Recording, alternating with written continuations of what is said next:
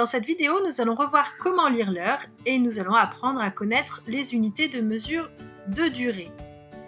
Pour lire l'heure, il faut savoir que la petite aiguille indique les heures, alors que la grande aiguille, elle, indique les minutes.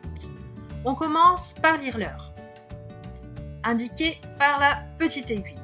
Ici, ma petite aiguille est située entre le 8 et le 9, il est donc 8 heures.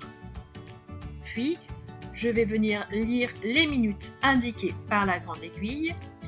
Pour cela, je sais que le 1 représente 5 minutes, le 2 10 minutes, le 3 15 minutes.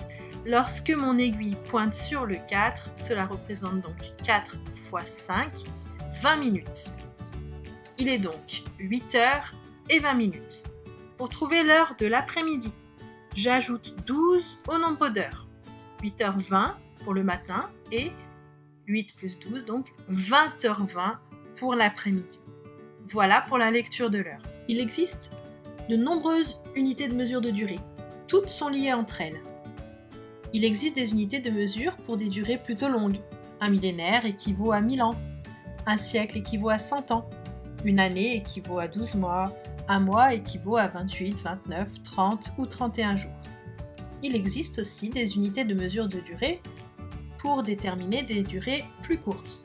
La semaine équivaut à 7 jours, le jour équivaut à 24 heures, l'heure équivaut à 60 minutes, la minute équivaut à 60 secondes, etc.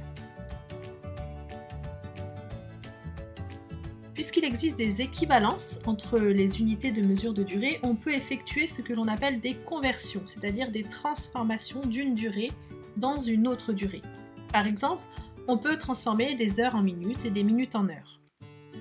Pour transformer des heures en minutes, on multiplie le nombre d'heures par 60, puisque il y a 60 minutes dans une heure. Exemple, 5 heures. Si je veux transformer 5 heures en minutes, je multiplie 5 x 60, ce qui me donne 300. 5 heures équivalent donc à 300 minutes. Même exemple avec 5h15. Cette fois-ci, je vais multiplier 5 x 60, qui me donne 300, auquel j'ajoute les 15, j'obtiens donc 315. 5h15 égale 315 minutes. Je peux faire l'opération inverse. Si je veux transformer 420 minutes en heures, il va falloir donc diviser 420 par 60. 420 divisé par 60 donne 7. 420 minutes est égal à 7 heures. Autre exemple avec 450 minutes. Je divise 450 par 60. J'obtiens 7, mais cette fois-ci avec un reste de 30. 450 minutes est égal à 7 heures et 30 minutes. Autre conversion que tu dois savoir effectuer, c'est convertir des jours en heures et des heures en jours.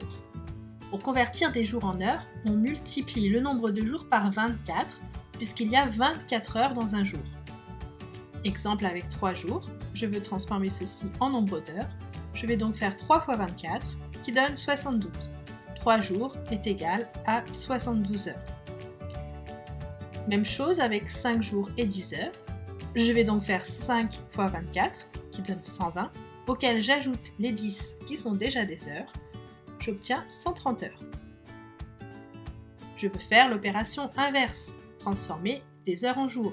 Dans ce cas, il va falloir diviser par 24. Je veux transformer 240 heures en jours.